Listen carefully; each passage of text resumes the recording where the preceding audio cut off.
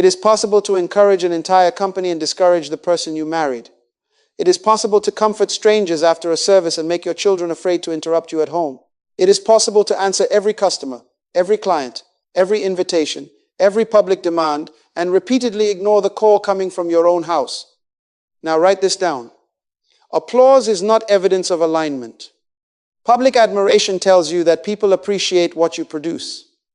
It does not automatically tell you what your presence produces.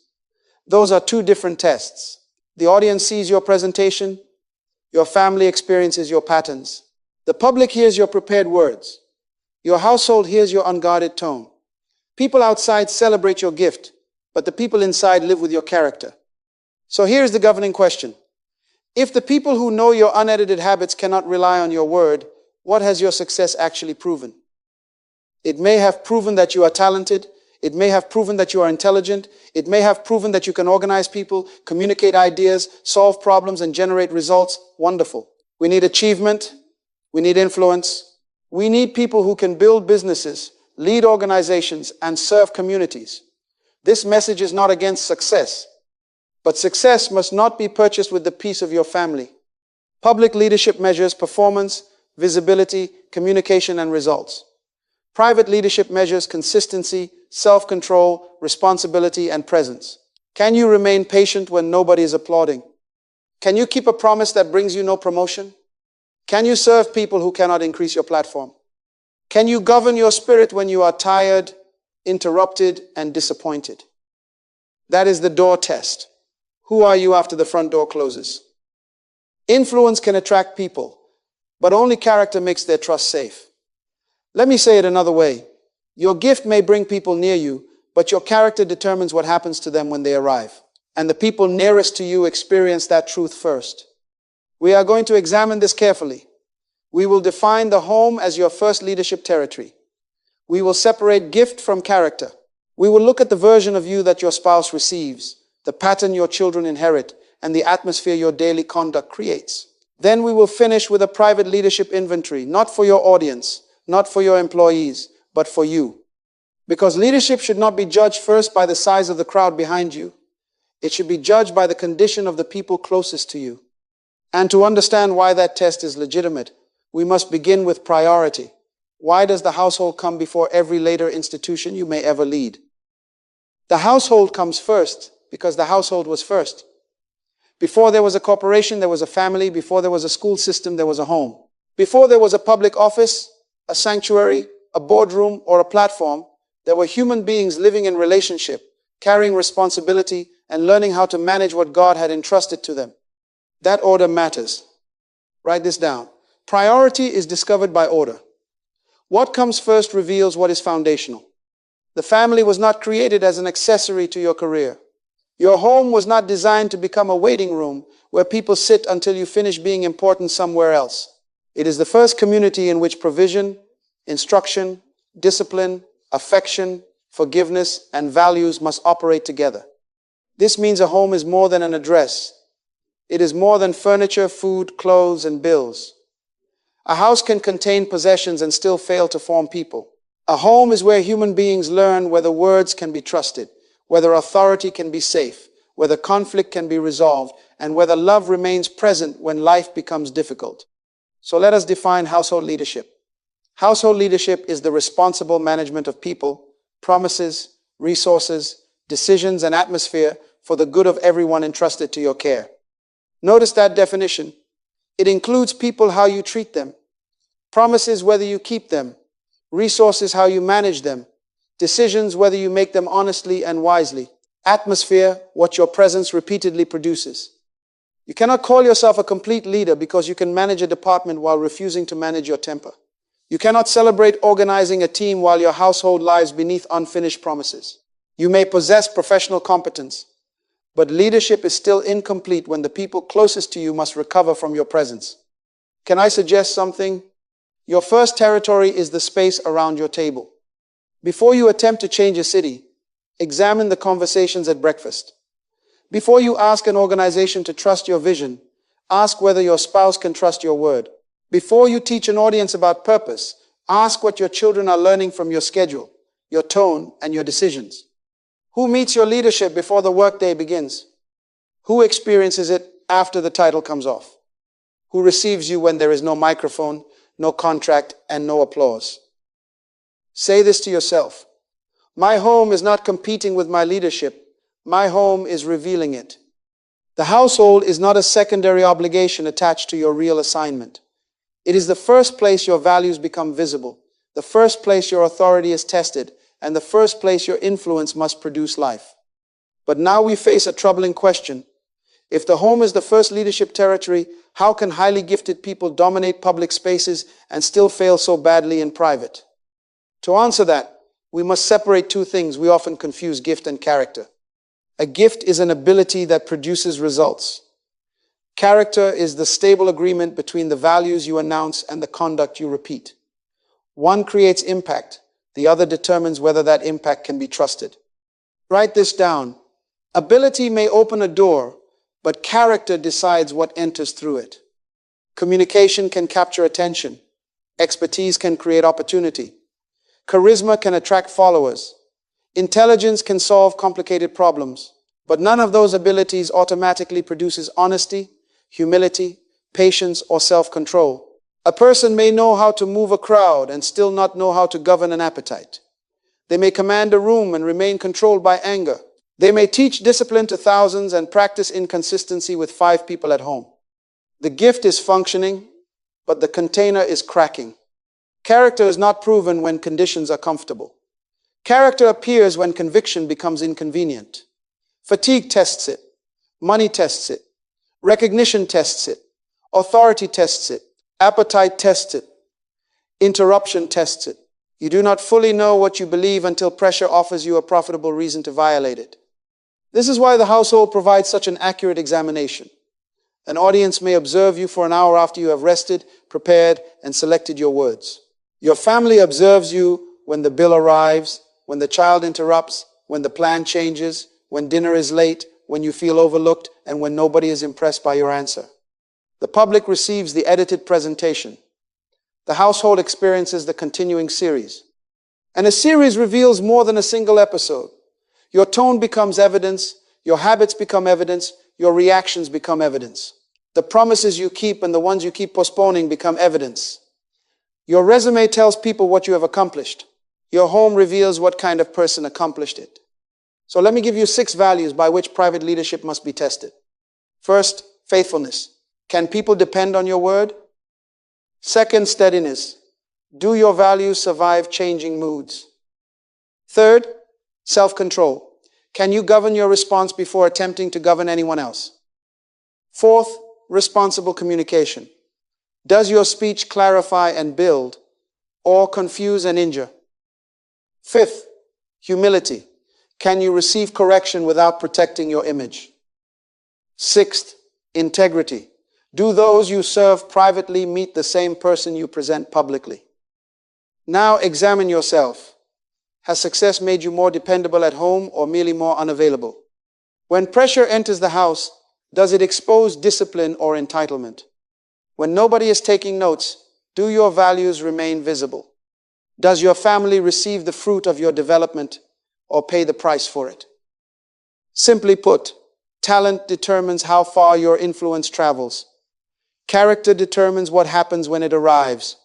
Your gift may make you impressive, but only disciplined values make you safe. Public effectiveness, therefore, is not proof of private maturity. And the clearest warning that a gift has outrun character is not always a dramatic scandal. Sometimes it is much quieter. Sometimes it is the daily habit of giving strangers your excellence and bringing your family whatever is left. Picture an ordinary evening. A leader walks through the front door after spending the entire day attentive, diplomatic, and energetic. At work, every question received patience. Every client received courtesy. Every problem received concentration. Then a spouse asks one simple question. A child needs 5 minutes of attention, and irritation enters the room before the briefcase touches the floor. What happened? The world received the prepared version, and the family received the remainder. Write this down. Neglect is not always abandonment. Sometimes neglect is repeatedly giving the people you love whatever energy survives your ambition. Strangers receive preparation. Colleagues receive cooperation. Clients receive quick replies. The household receives distraction, postponed conversations and promises beginning with, maybe tomorrow. Then the leader says, but I provide for this family. Provision matters. Bills must be paid. Food must be purchased. Responsibilities must be carried. But money is only one form of provision. A salary cannot listen to your spouse. A mortgage payment cannot guide your child. A full refrigerator cannot replace affection, truthful conversation, shared work, or emotional presence. You can finance a house and still fail to build a home. And that telephone in your hand is telling the truth about your priorities. You may be sitting beside your spouse while giving your attention to somebody miles away. Every notification becomes a small election, and the distant demand keeps defeating the covenant in the room. You answer a colleague in 10 seconds, but a family conversation waits 10 days. Something is out of order. Why is this temptation so powerful? Because public service often provides immediate appreciation. You finish the presentation and people respond. You solve the problem and someone thanks you. But family responsibility is repetitive. It interrupts. It asks for patience when you are tired. Nobody applauds because you listened carefully, washed the dishes, kept a promise, or helped a child process disappointment. But true leadership does not require applause to remain faithful. Watch the sequence. Neglected conversations create distance. Distance turns unfinished promises into disappointment. Repeated disappointment produces guardedness. Guardedness becomes an atmosphere.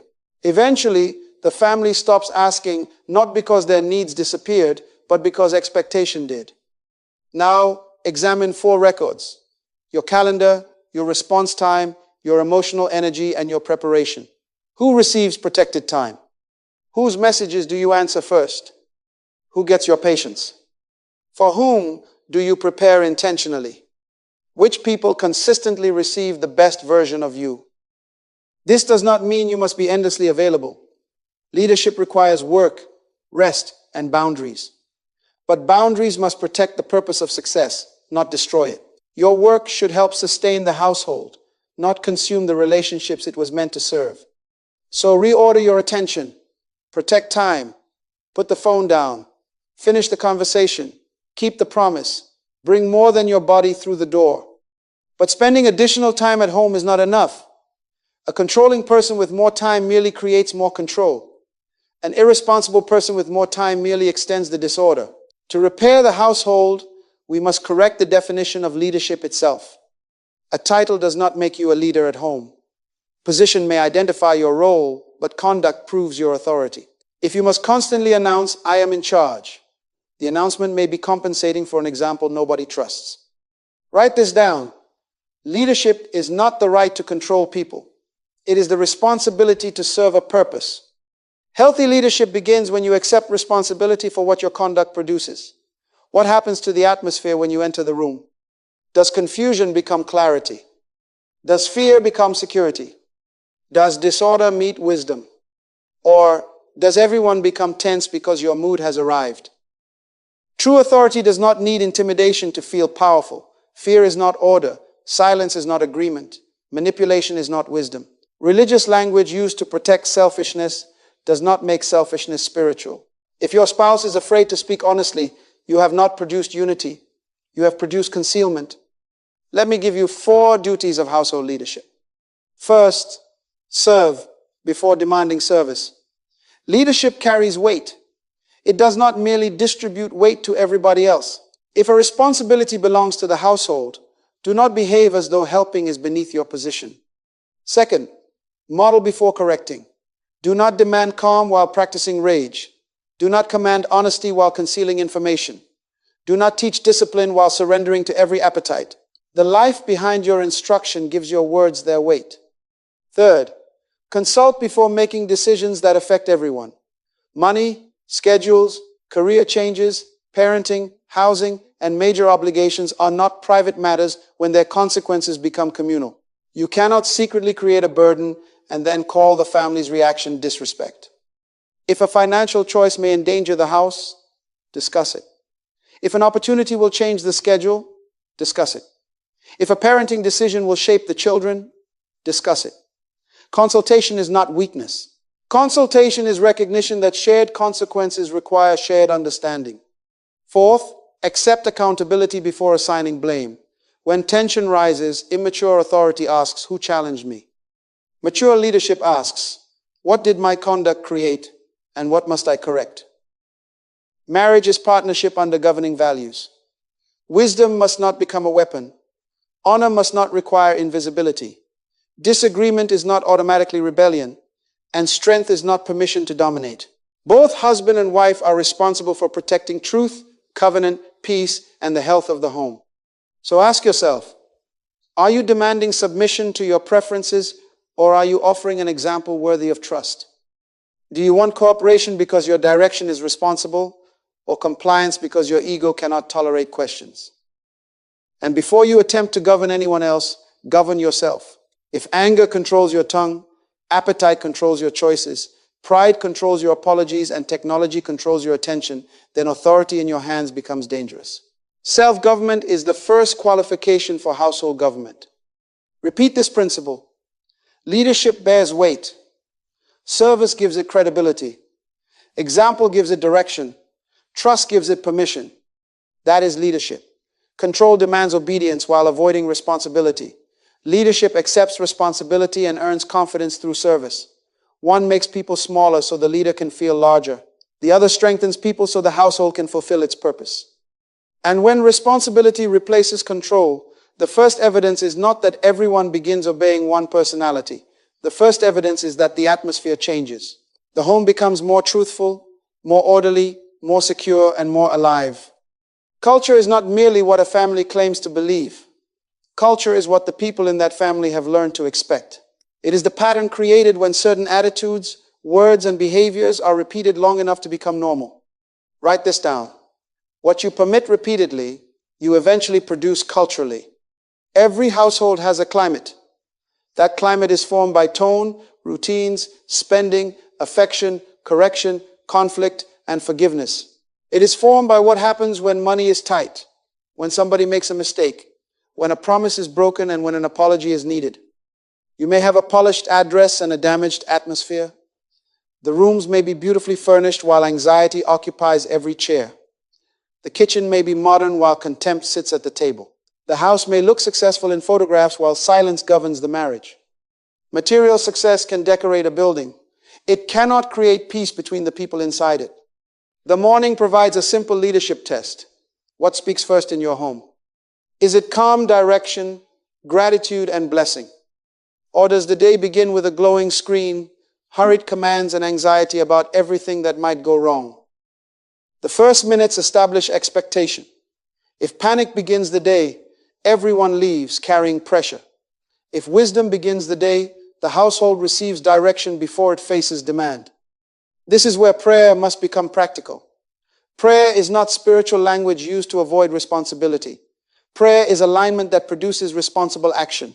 You cannot pray for peace and then govern the breakfast table with rage. You cannot pray for provision and refuse to manage money wisely.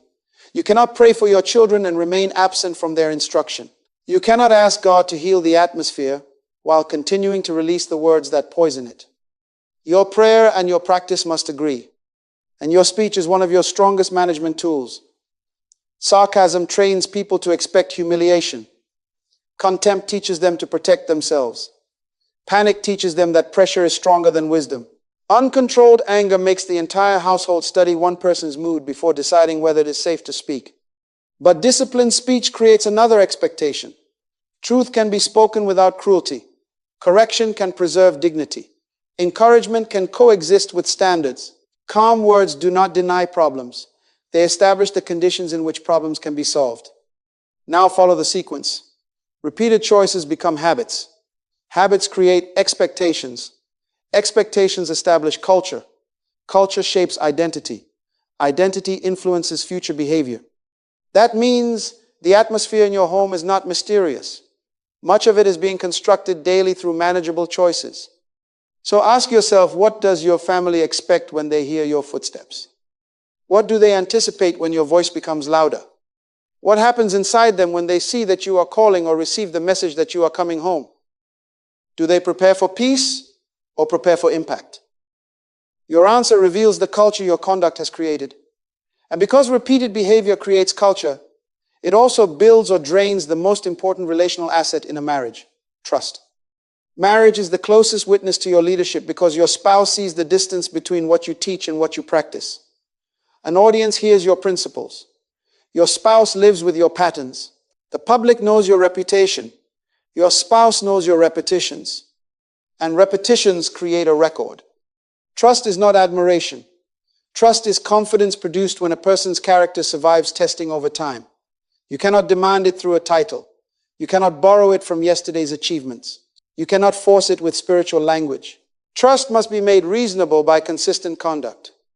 Write this down. Trust is earned slowly because it is built from evidence.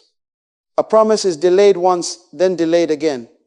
Important information is concealed. Harsh speech is excused as stress.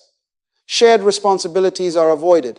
Warmth is displayed publicly, but coldness governs the marriage privately. Each contradiction may appear small, but small contradictions repeated become a large conclusion.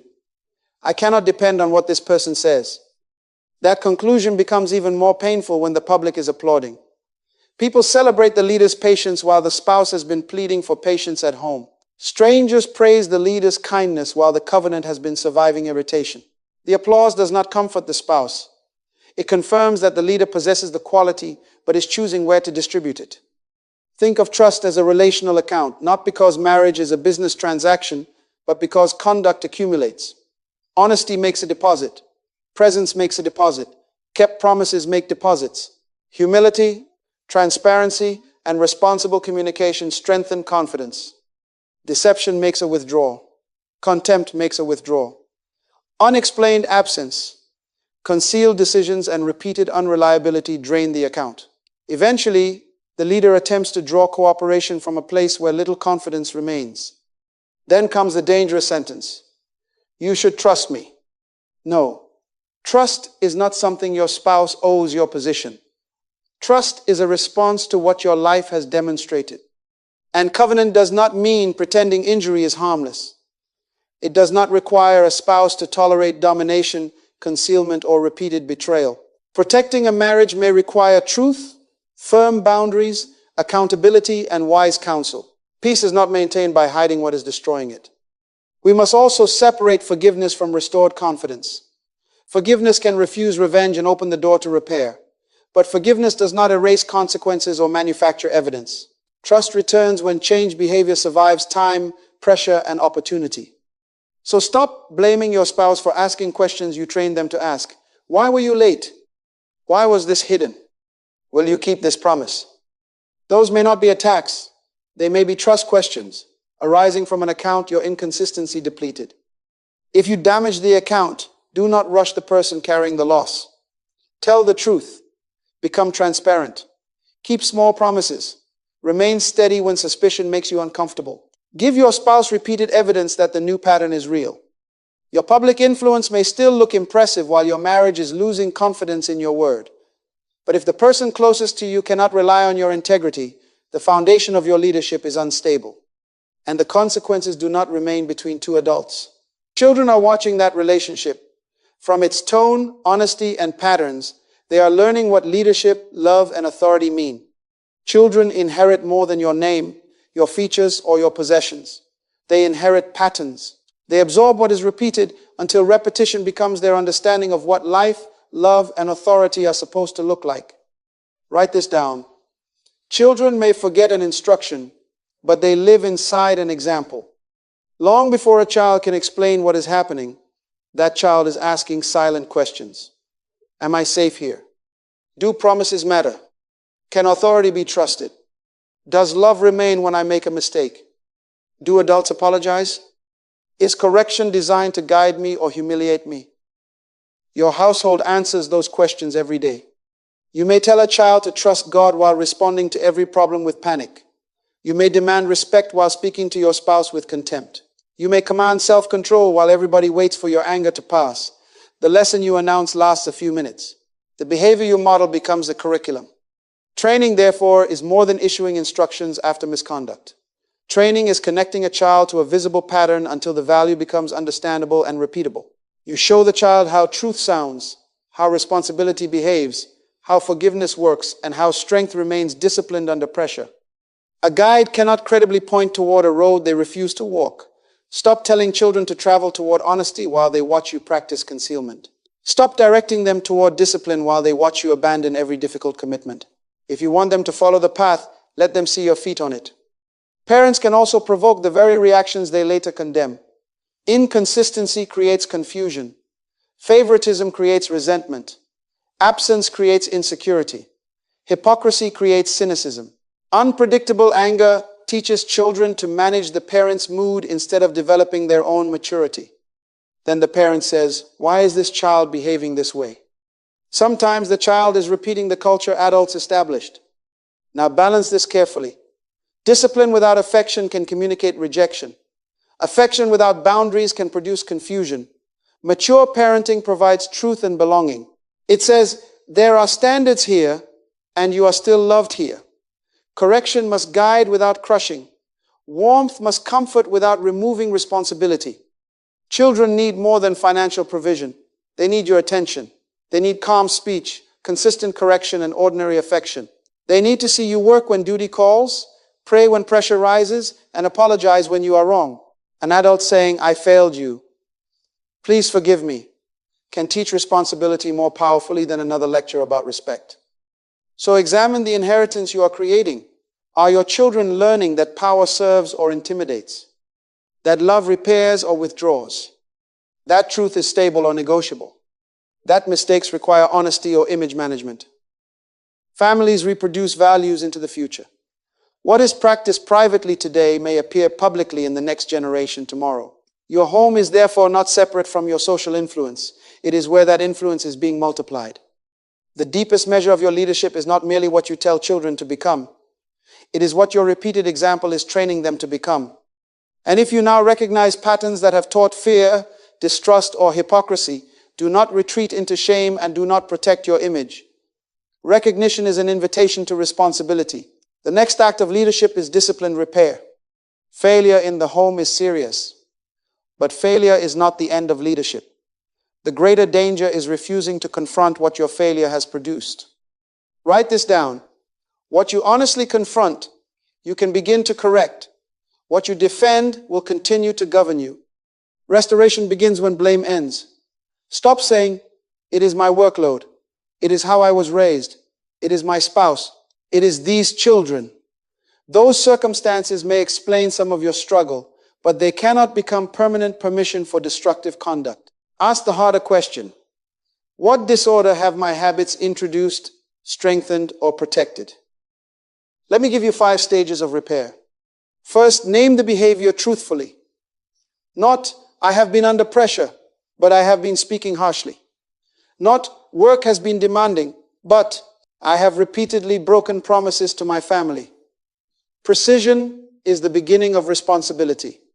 Second, acknowledge the effect. Your intention does not erase another person's experience. Admit the fear, distance, confusion, or disappointment your conduct created. Third, apologize without defense. Do not attach an excuse to the confession. "I was wrong" loses its power when followed by a speech explaining why everyone else made you do it. Fourth, change the habit supporting the behavior. A dramatic apology cannot repair a schedule that remains disordered, spending that remains secret, or communication that remains dishonest. Remorse feels deeply. Repentance restructures deliberately. Fifth, accept accountability. Invite appropriate questions.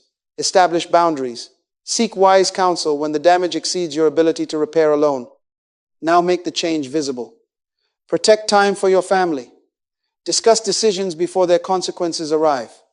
Carry your share of household labor. Lower your voice. Answer directly. Put limits around the phone. Make promises small enough to keep, then keep them. Your spouse or child may forgive you before feeling safe with you. Do not punish them for healing slowly from harm you repeated quickly. Their caution is not necessarily rebellion. It may be memory asking for evidence. If you become impatient with their questions, you add a second injury to the first. Trust is rebuilt through repetition. One honest conversation provides evidence. One kept commitment provides evidence. One calm response under pressure provides evidence. Evidence accumulates, and accumulated evidence gradually makes confidence reasonable again. So choose three things now. One, repair. You will begin within 24 hours. One, destructive pattern that requires a firm boundary. One person who deserves a specific apology, not a general announcement, but a truthful conversation.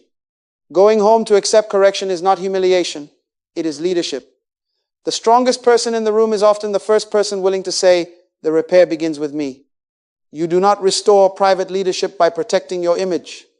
You restore it by changing the experience of the people entrusted to you. Now we are ready to bring every principle together. No more broad inspiration.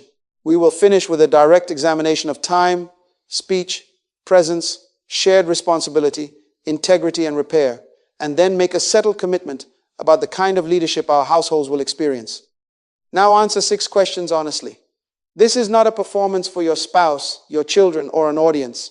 This is an examination of you. First, time.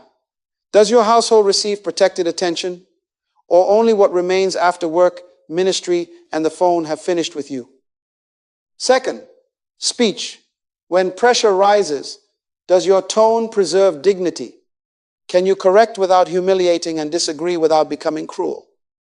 Third, emotional presence. Can your family reach your patience, affection, and guidance? Or do you merely share an address while your attention lives somewhere else? Fourth, shared labor.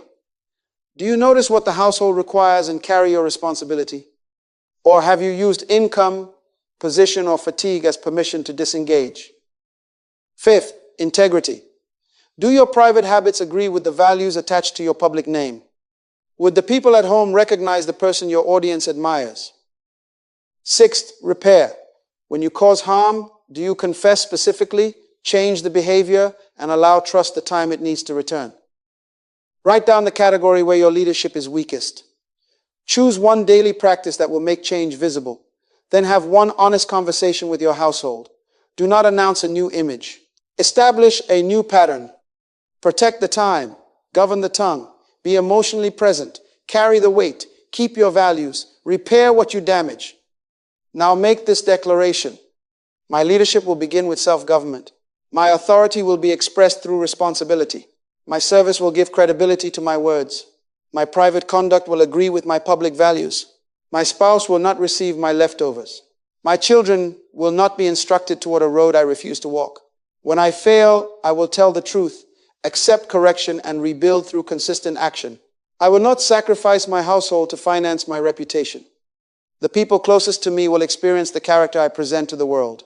My first leadership test is at home, and by God's grace, I will not avoid it.